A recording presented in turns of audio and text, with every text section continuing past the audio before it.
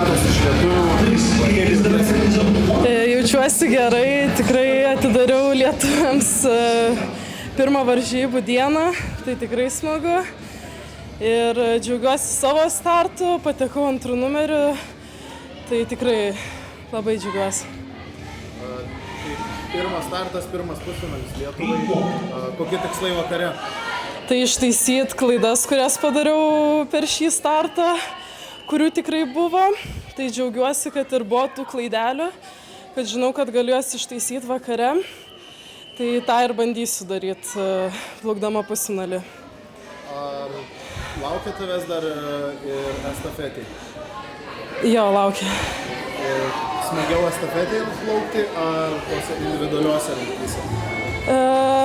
Estafetį vis tiek tas yra kitoks plaukimas, netokį jauti stresą, nes ne viskas nuo tavęs priklauso, nuo visos komandos. Tai tikrai žymiai ir smagiau plaukti estafetį, nes eini su komandai į startą.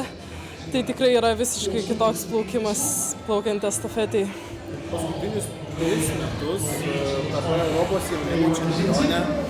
Ar tikslas iškovoti pasaulio jaunimo čempionės titulą prieš išeinant iš jaunimo amžiaus grupės? Tai nėra čia pagrindinis mano tikslas, tiesiog noriu padaryti, ką galiu geriausiai. Aišku, turiu tą mažą norą savyje griebtis tų medalių, bet tikrai nėra čia mano pagrindinis tikslas, tiesiog noriu atiduoti visą save plaukdama ir pasimėgauti plaukimą.